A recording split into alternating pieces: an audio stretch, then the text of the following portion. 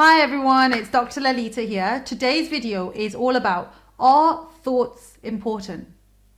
So the thoughts that we have, they create our reality around us. They create the way that we see the world. So if we're having a thought process of today's going to be a crap day, everything around us, we start looking for this, because our mind is simple in that manner where whatever we tell it, we start to see.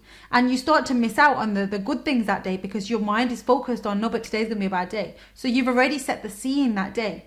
And that becomes your entire day and can take over your day. It can take over your week. It can take over your month. So that's where it's like, right, we need to shift that mindset by shifting the thought process. But where does the thought process come from?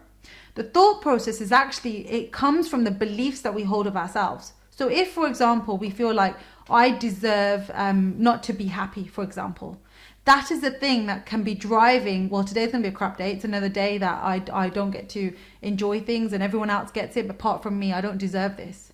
So what instantly is happening there is that we are developing or seeing the world around us that stems from our thought processes, that comes from our beliefs. And it's the beliefs that drive everything. So where do the beliefs come from?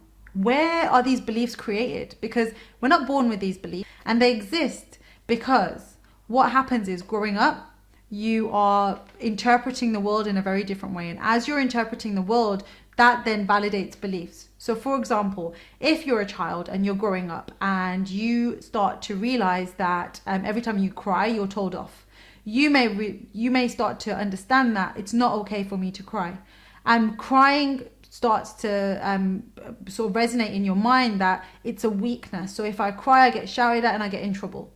So in your head now, you've interpreted that as, if I show my emotions and cry, I am weak and it's not a good thing for me to do. Now, that's not the exact belief that you have, but the belief is, it's not okay for me to cry.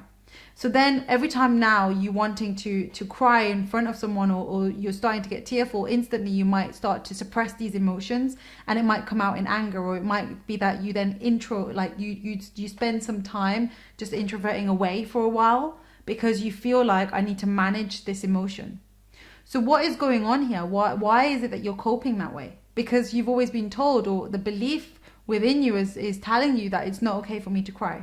And if you do cry, it might bring up emotions of shame and guilt and embarrassment. And then you're feeling so frustrated with yourself. And it's like, why did I do that?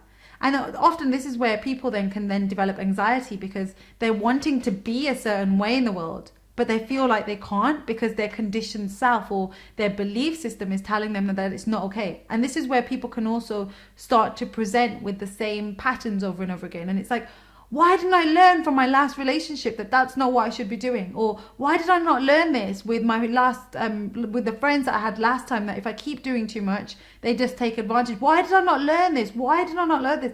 And you sometimes just stop and say, like, why am I not learning this lesson?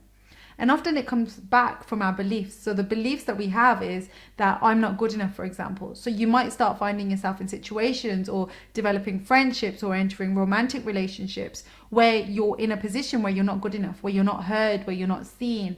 But you allow this because that's what you feel like you deserve. And that comes back down to your deservability. It comes back down to what you feel you deserve. But this is a block that you're putting on that stems back from your beliefs. And you can change that by, first step is just to understand. Second step is, first step is understand and awareness. Second step is then to consciously change the situation for you by understanding the thought processes. Because these thought processes, they're automatic. They become habits. We're so used to doing them that we're not aware of what we're thinking. But when we start to learn and understand and stop and reflect, this is where we start to make sense of what's going on within our mind, what is happening. And this is where we can shift our mindset into another way of thinking. And this then strengthens other belief systems. And we can create new belief systems and a new way of being where I am good enough. And we don't just have that one belief of I'm not good enough, or I'm not important, or I shouldn't cry, or we don't just have this one set of beliefs. There might be several different belief systems there. Like, you don't treat someone disrespectfully. You don't say no to people. You always help people. Now, these can also be belief systems that then make us behave in a certain way where we're always putting everyone else first. And then you get to a point where it's like, well, why is it that no one ever helps me? And it comes back down to the boundaries that you've put around yourself and the safety mechanism that you've put around yourself. Because in your mind, your belief system saying, no, you put people first. Even if you know it's going to hurt you or harm you, you'll put them first because that's what your beliefs are saying. And it's so automatic that sometimes you're just like, why did I do that? And you're reflecting and thinking and questioning yourself.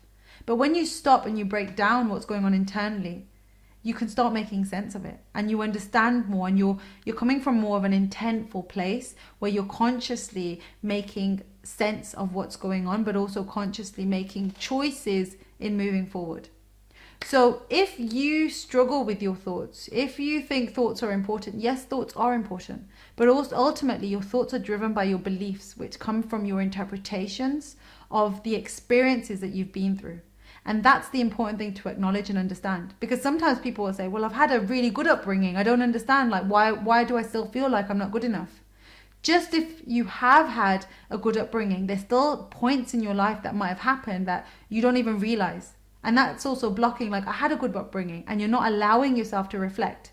And we're never here to blame anyone, ever to blame anyone for the way that you are. It's to understand why you are the way you are. And when you do that, this is where conscious change can happen. So on that note, if you have any thoughts around thoughts, if you have any thoughts that you want to share around this video or anything that you think might be beneficial for someone else, share it below. One thing I would suggest is to journal. Always check in with yourself, check out with yourself, use a pen and paper and journal about how you're feeling. When you're doing that, you're actually making time to sit down and just check in with what you're feeling, what you might be thinking, what might be happening, and reflecting on the day in the evenings by saying, okay, was there a distressing moment today that I found difficult? And if you did, it's like, right, what happened during that moment? And journaling and asking yourself questions to help you. So if you have any questions, as I said, about this video, let me know. Subscribe to get updates of when the next video will be out. And yes, of course, if you have any questions, any comments, please share, and I will see you all later. So take care. See you later. Bye bye.